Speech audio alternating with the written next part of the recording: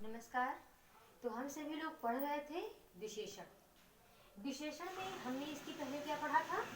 विशेषण किसे कहते हैं और विशेषण के भेद पढ़े थे। उसके बाद में जिसमें पहला विशेषण था गुणवाचक विशेषण। गुणवाचक विशेषण हमने पढ़ा। आज हम देखेंगे नंबर 2 है परिमाणवाचक विशेषण। नंबर 2 परिमाणवाचक विशेषण। अब जैसा कि नाम से पता है, परिमाण मतलब नाप तौल करना। परिमाण मतलब होता है नाप तौल करना, यानी ऐसा संज्ञा या सर्वनाम जो संज्ञा या सर्वनाम के निश्चित या अनिश्चित माप तौल संबंधी। अब मैंने आपसे बताया था कि परिमाण का मतलब माप तौल से सीधा पता चल रहा है। तो ऐसा संज्ञा या सर्वनाम शब्द जो माप तौल का बोध कराए, चाहे निश्चित संख्या हो या अनिश्चित संख्या हो। जो संज्ञा या सर्वनाम की निश्चित या अनिश्चित का माप तौल संबंधी विशेषण का बोध कराते हैं को क्या कहलाते हैं? परिमाणवाचक कहलाते हैं। जैसे में इसमें हमें दिन में कम से कम 4 लीटर पानी पीना चाहिए। तो ये एक सही वाक्य भी है, क्योंकि हमको 4 लीटर पानी हकीकत में दिन भर में पीना चाहिए।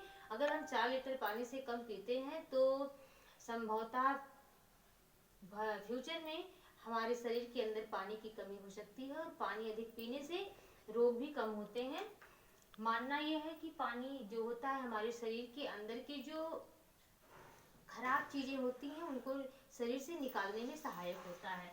कम से कम 4 लीटर पानी पीना चाहिए। तो 4 लीटर यानी कि निश्चित बोध करा रहा है कि 4 लीटर पानी का पीना चाहिए, यानी ये क्या है? निश्चित प्रमाण दे रहा है। लेकिन अगर लिखा होता कि हमें दिन में कम से कम कुछ ना कुछ पानी पीना चाहिए, तो कुछ ना कुछ मतलब कुछ नहीं था।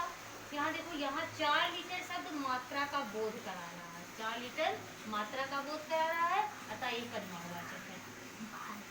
अब हम देखेंगे कि परिमाणवाचक के कितने भेद होते हैं। 2 भेद होते हैं। एक होता है निश्चित परिमाणवाचक और दूसरा है अनिश्चित परिमाणवाचक।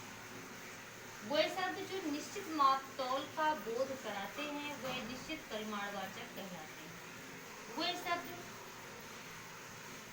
हाँ थोड़ी देर के लिए, यहाँ जैसे 4 लीटर था, उसके बाद हम कहते हैं कि इसके भेद पे गए, निश्चित अनिश्चित हो गया। तो परिमाण में जैसे हम कभी कुछ दुकान पे जाते हैं तो कभी कहते हैं कि 1 किलो क्या दे दे, 1 किलो चीनी दे दीजिए। लेकिन अगर हम दुकान पे गए, कहे हमको कुछ चीनी दे दीजिए, हमको कोई सामान दे दीजिए, पता ही नहीं हमको क्या सामान मिलना है। तो निश्चित परिमाण मतलब वो शब्द जो निश्चित माप तौल का बोध कराते हैं वह निश्चित परिमाणवाचक कहलाते हैं। जैसे आप दुकान पे गए, आपने कहा कि हमें 3 लीटर तेल, मैंने 3 लीटर तेल खरीदा। अब ये तो मैंने क्लियर कर दिया कि हमने कितना तेल खरीदा? 3 लीटर तेल खरीदा, यानी माप तौल की निश्चित संख्या का, निश्चित इकाई का बोध हो रहा है।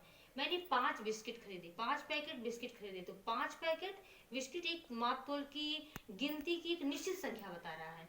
लेकिन अगर हम कहते हैं कि मैंने कुछ खरीद लिया, तो कुछ भी पता नहीं, चीनी खरीदा, बिस्किट खरीदा, दूध खरीदा, नमकीन खरीदा, पता नहीं क्या खरीदा।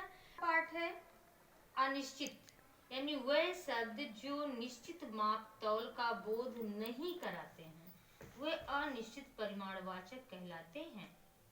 जैसे कि केतली में चाय है, केतली में चाय है।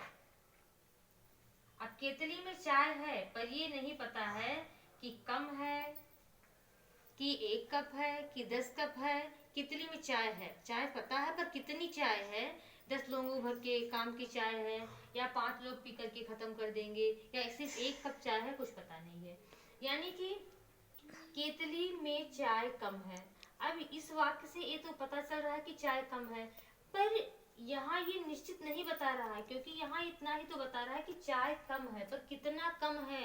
1 कप है, 2 कप है, कि कुछ भी नहीं है, या पता नहीं कप में डालने लगेंगे आधा कप चाय निकलेगी, ये क्लियर नहीं बता रहा है। बल्कि यहाँ खाली ये बता रहा है कि चाय कम है। यानी कि आपने देखा कि परिमाणवाचक विशेषण में नाप तौल के बारे में बताया जाता है कि हम कोई सामान खरीदते हैं, कोई वस्तु खरीदते हैं, उसके बारे में उसकी संख्या का बोध होता है। तो एक निश्चित संख्या है। जब हम कहते हैं हमें 1 दर्जन केला